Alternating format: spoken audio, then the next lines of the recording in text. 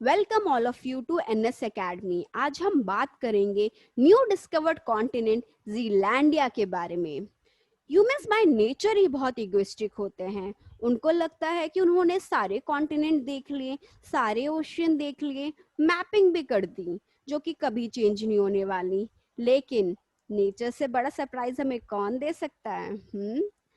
Universe is full of mystery. इसी का उदाहरण है न्यू कॉन्टिनेंट जीलैंडिया जो कि डिस्कवर हुआ है। आज हम बात करेंगे जीलैंडिया के बारे में। ये कहाँ पर है, इसके फीचर्स और ये कैसे हमारा ज्योग्राफी मैप को चेंज करेगा।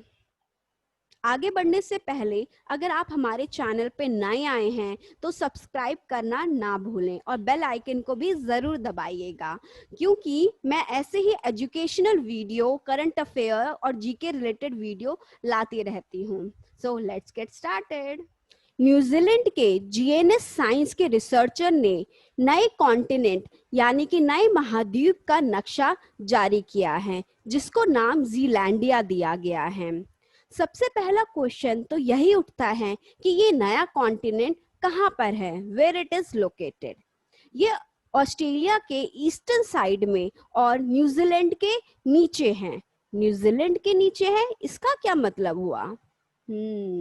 मिलियन ईयर्स पहले जीलैंडिया भी हमारे आज के continent Australia, north America, south America, Asia जैसा ही एक कॉन्टिनेंट था। लेकिन 24 मिलियन ईयर्स पहले ये प्रशांत महासागर में इसका 94% पोर्शन डूब गया और सिर्फ 6% पोर्शन ही बाहर रहा, जिस पे आज के समय पे न्यूजीलैंड और न्यू कैलेडोनिया जैसे देश स्थित हैं।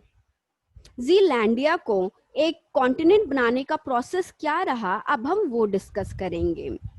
1995 में सबसे पहली बार ब्रूस लिंडाइक ने जीलैंडिया शब्द का प्रयोग किया।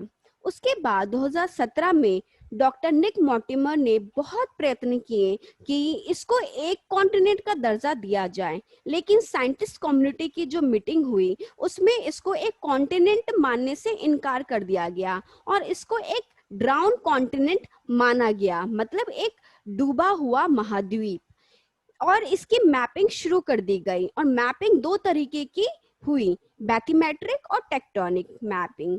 ये दोनों मैपिंग के क्या फायदे होते हैं, ये क्या इंफॉर्मेशन देते हैं, हम कुछ मिनटों में जानेंगे।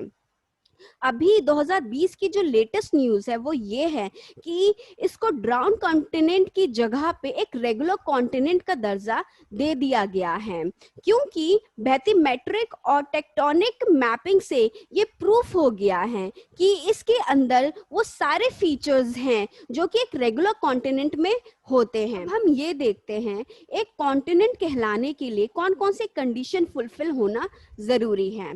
सबसे पहला, एक डिफाइंड बाउंड्री होनी चाहिए, एक निर्धारित सीमा होनी चाहिए जो कि हमें मैपिंग के जरिए मिल गई है। दूसरा, जो एरिया है वो 1 मिलियन स्क्वायर किलोमीटर से ज्यादा होना चाहिए। जो जीलैंडिया है उसका एरिया 5 मिलियन स्क्वायर किलोमीटर है।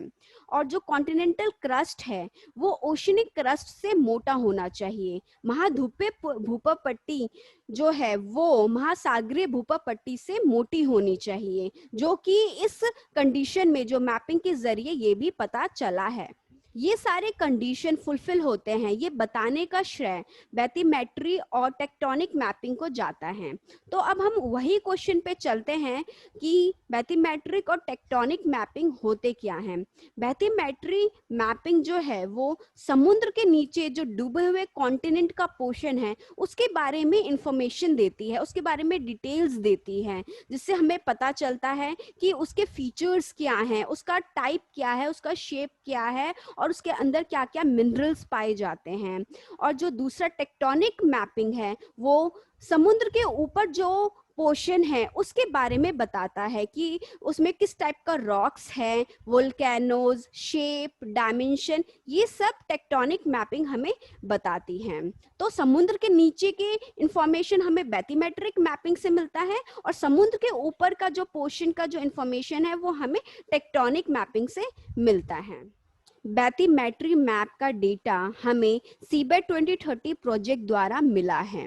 अब आप लोग पूछेंगे कि ये सीबेट 2030 प्रोजेक्ट क्या होता है। सीबेट 2030 प्रोजेक्ट एक ऐसा प्रोजेक्ट है जिसमें पूरे विश्व के समुद्र को नापने की पहल की गई है और इसका लक्ष्य रखा गया है 2030 तक। तो इसी के तहत जीलैंडिया का जो डूबा हुआ पोर्शन है उसकी डायमेंशन, शेप और बाकी चीजों की इंफॉर्मेशन हमें मिल पाई है। अगर आपको हमारी वीडियो अच्छी लगी, इंफॉर्मेटिव लगी, तो please hit the like button और इसे खूब शेयर कीजिए, क्योंकि ज्ञान बांटने से ही बढ़ता है। Thank you.